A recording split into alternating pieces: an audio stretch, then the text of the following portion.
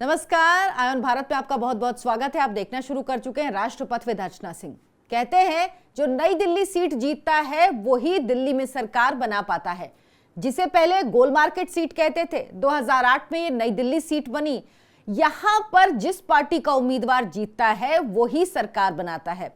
1993 में बीजेपी ने पहली और आखिरी बार इस सीट पर जीत दर्ज की थी। बीजेपी के कीर्ति आजाद जीते थे।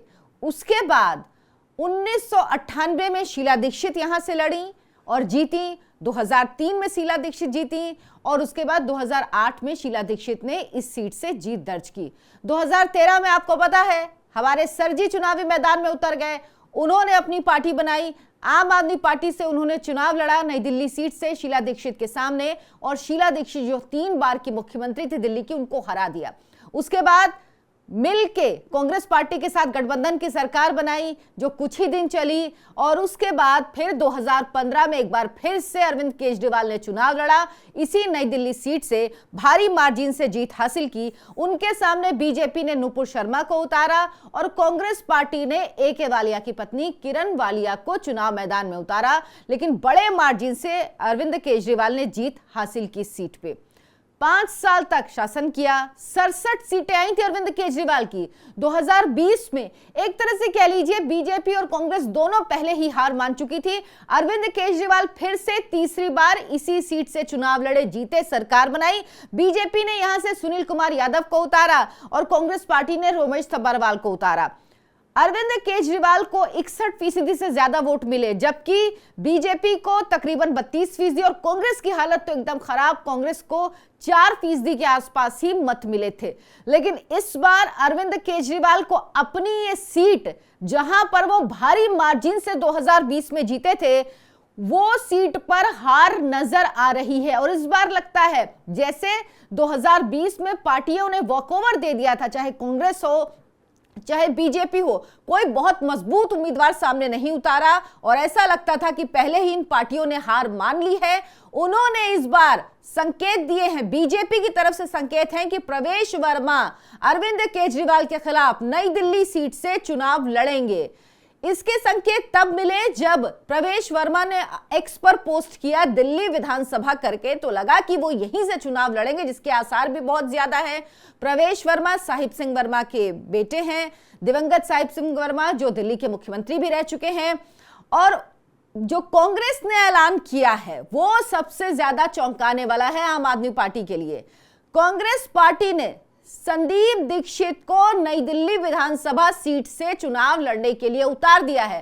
संदीप दीक्षित आपको पता ही है शीला दीक्षित के बेटे हैं।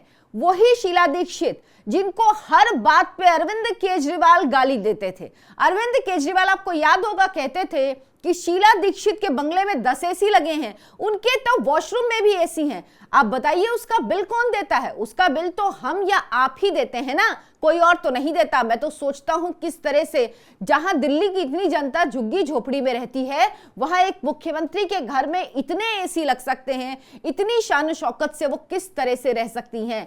वही अरविंद केजरीवाल ने अपने लिए क्या किया, सीधा सीधा शीश महल बना लिया। शीश महल में रहने लगे, जहां पर उन्होंने लाखों रुपए का टोटो टॉयलेट लगवा लिया, सेंसर युक्त टॉयलेट लगवा लिया। टीवी जिन्होंने 65 लाख का लगवाया, वो शीला दीक्षित को कहते थे कि कैसे बंगले में रहती हैं, इतनी सुख सुविधा में रहती हैं, जबकि दिल्ली की जनता के पास पानी तक मुहैया नहीं है। आज भी स्थिति यही है। दिल्ली की स्थिति अरविंद केजरीवाल ने और ज्यादा खराब कर दी है। अरविंद केजरीवाल के रहते यमुना साफ नहीं हुई और ज्यादा गंदी हुई है। एक बात ध्यान रखिए, अरविंद केजरीवाल ने जो काम कहा कि मैं करूंगा वो बिल्कुल नहीं किया, और जिस काम को लेकर दूसरों पर उंगली उठाई वो काम उन्होंने उनसे ज्यादा किया। जैसे वो मुख्यमंत्री आवास पर उंगली उठा रहे थे, देखिए उन्होंने क्या किया, शीश महल बनवा लिया। आपको याद होगा अरविंद केजरीवाल ने क्या कहा था 2020 के चुनाव में कि अगर मैं यमुना साफ ना करा पाया अगले 5 साल में तो आप लोग मुझे वोट मत दीजिएगा।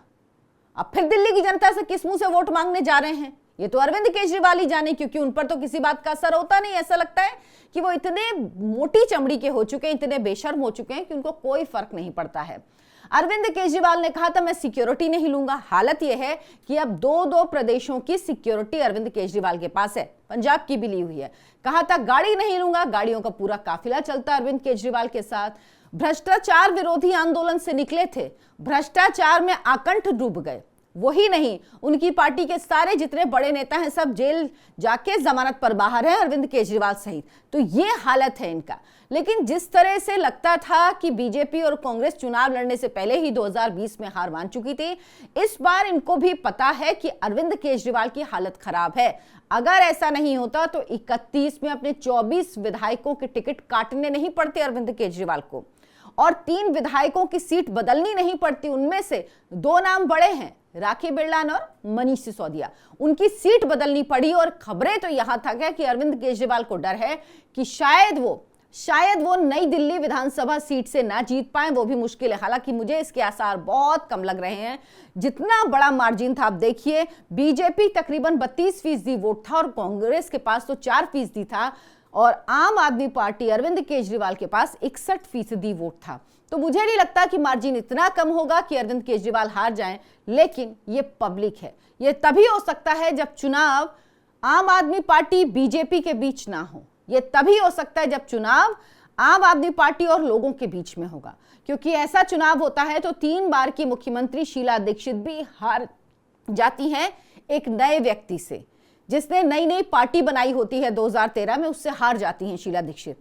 तो ये नहीं, ऐसा नहीं हो सकता, लेकिन ऐसा तभी संभव होता है जब दूसरी पार्टी नहीं बल्कि जनता सामने खड़ी होती है चुनाव लड़ने के लिए।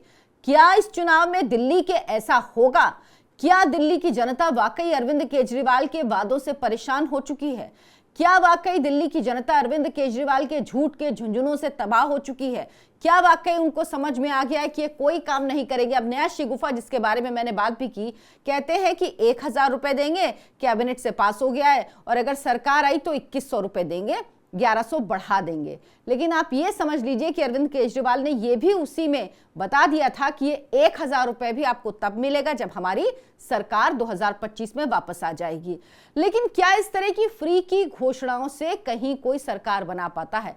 अगर ऐसा होता तो राजस्थान में तो अशोक गहलोत ने घोषणा की थी कि महिलाओं को 10,000 रुपए देंगे, लेकिन उनकी सरकार तो वापस नहीं आई।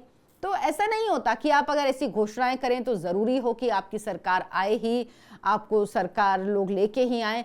ये निर्भर करता है कि आपका कमिटमेंट किस लेवल का है और लोग आपकी बातों पर कितना भरोसा करते हैं।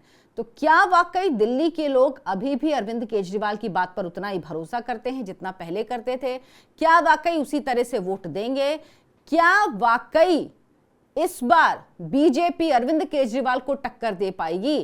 क्योंकि प्रवेश वर्मा, जो बीजेपी के हिंदुत्व के फायर ब्रांड नेता माने जाते हैं, जो खुलकर बोलते हैं, दिल्ली के सांसद रह चुके हैं, और ऐसी भी खबरें हैं कि जितनी बड़ी सीटें हैं बीजेपी अपने सांसदों को, जैसे मीनाक्षी लेखी को उतार सकती है किसी सीट से, जो सांसद थे, क्योंकि इस बार बीजेपी ने 6 नए सांसद उतारे थे, मतलब नए उम्मीदवार उतारे थे 2024 के लोकसभा चुनावों में। लेकिन इस बार कहा जा रहा है कि वो जो सांसद थे जो 2019 में चुने गए थे, उनको इस बार बीजेपी दिल्ली विधानसभा के चुनाव में उतार सकती है, यानी अरविंद केजरीवाल को एक कड़ी टक्कर देने की तैयारी है।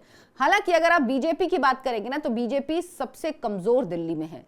इतनी कमजोर पार्टी कहीं नहीं है बीजेपी की, कोई भी राज्य का इतनी कमजोर नहीं है। अब ये समझ से परे है, या तो बीजेपी ने हार मान लिया है दिल्ली में, 10 साल अरविंद केजरीवाल के शासन, या अगर आप 2013 से गिने तो आप 12 साल उसको मान सकते हैं। क्या बीजेपी हार मान चुकी है? बीजेपी में अपनी ऐसी कोई लीडरशिप तैयार ही नहीं की दिल्ली में जो अरविंद केजरीवाल के सामने खड़े हो सके। क्या कोशिश है अब प्रवेश वर्मा को खड़ा करने की? क्या बीजेपी प्रवेश वर्मा को उतारेगी? कांग्रेस ने तो अपने उम्मीदवारों की पहली लिस्ट घोषित कर दी, लेकिन बीजेपी ने अभी तक अपने उम्मीदवारों की लिस्ट घोषित नहीं की है। हालांकि इतना पहले बहुत कम देखा गया है कि उम्मीदवारों के नामों की घोषणा हो, लेकिन सबसे पहले इसकी शुरुआत की अरविंद केजरीवाल ने। उसके बाद कांग्रेस पार्टी ने भी अपने उम्मीदवारों की घोषणा कर दी है, लेकिन 61% और 32%, क्या इस अंतर को बीजेपी पाट पाएगी? और ये समझिए कि सबसे ज्यादा नुकसान अरविंद केजरीवाल के आने से किसको हुआ? कांग्रेस पार्टी को हुआ। अरविंद केजरीवाल के पास जो वोट गए वो कांग्रेस पार्टी के वोट गए। तभी ये स्थिति हुई कि अरविंद केजरीवाल को 61% वोट मिले और कांग्रेस के रमेश तोबरवाल को सिर्फ 4% वोट मिले, 4.2% वोट मिले। इसका कारण क्या है? और ये सिर्फ एक नई दिल्ली विधानसभा सीट की बात मैं नहीं बता रही हूं, ये समझ लीजिए ओवरऑल यही हुआ। जहां वोट कटा वो कांग्रेस का वोट कटा, कांग्रेस का वोट ही गया आम आदमी पार्टी के साथ। इसीलिए जो लोग ये बात करते हैं कि अभी भी उम्मीद कर रहे हैं कि दिल्ली में कांग्रेस और आम आदमी पार्टी एक साथ आ जाएंगे, दोनों का गठबंधन होगा, तो मुझे नहीं लगता कि ऐसा कुछ कभी भी हो पाएगा।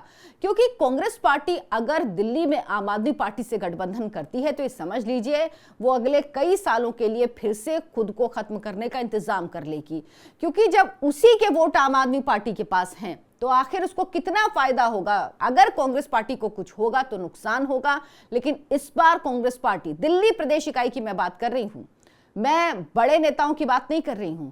जिस तरह से दिल्ली न्याय यात्रा निकाली, लोगों के बीच गए, 70 विधानसभाओं में गए, अपने उम्मीदवारों की घोषणा कर रहे हैं, बड़े बड़े लीडर्स को उतार रहे हैं। जो नाम घोषित हुए उनमें हारून यूसुफ का भी नाम है और मैंने आपको बताया ही संदीप दीक्षित को नई दिल्ली सीट से उतार रहे हैं। एक सेंटिमेंट होता है लोगों का, शीला दीक्षित के साथ लोगों का सेंटिमेंट है। अरविंद केजरीवाल ने शीला दीक्षित को हराया था 2013 में, उसके बाद से सरकार नहीं आ पाई कांग्रेस की, या कहिए कांग्रेस वोटों के लिए दिल्ली में तरस रही है। क्या ये वोटों का सूखा कम होगा? और बीजेपी इस वक्त अगर नहीं कर पाई, अगर ये चुनाव में वो बेहतरीन प्रदर्शन नहीं कर पाई तो समझ लीजिए उसके लिए राह बहुत मुश्किल है। क्योंकि अरविंद केजरीवाल अपने राजनीतिक दौर के सबसे कमजोर वक्त से इस वक्त गुजर रहे हैं, सबसे बुरे वक्त से गुजर रहे हैं। अब 2024 में भी जब अरविंद केजरीवाल ने इतनी सिंपैथी गेन करने की कोशिश की कि आप लोग हमें वोट दीजिए, अगर आपने वोट नहीं दिया तो ये समझ लीजिए कि फिर मुझे फिर से जेल जाना पड़ेगा, और एक भी सीट नहीं मिली आम आदमी पार्टी और कांग्रेस के गठबंधन होने के बावजूद। लेकिन कुछ लोग कहेंगे वो तो 2019 में भी नहीं मिली थी, वो तो 2014 में भी नहीं मिली थी, तो 2024 में ऐसा क्या हो गया? तो सबसे बड़ी बात यही है कि 2024 जो अभी है, 2025 का विधानसभा चुनाव आ रहा है, अरविंद केजरीवाल कभी भी इतने कमजोर नहीं थे जितने कमजोर इन चुनावों में है। और अगर बीजेपी अब इस चुनाव में अपने प्रदर्शन में सुधार नहीं कर पाई तो समझ लीजिए दिल्ली उसके लिए बहुत दूर है। आप क्या सोचते हैं इस पर? हमें कमेंट करके जरूर बताएं। वीडियो को लाइक करें, शेयर करें, ज्यादा से ज्यादा लोगों तक पहुंचाएं। धन्यवाद, नमस्कार।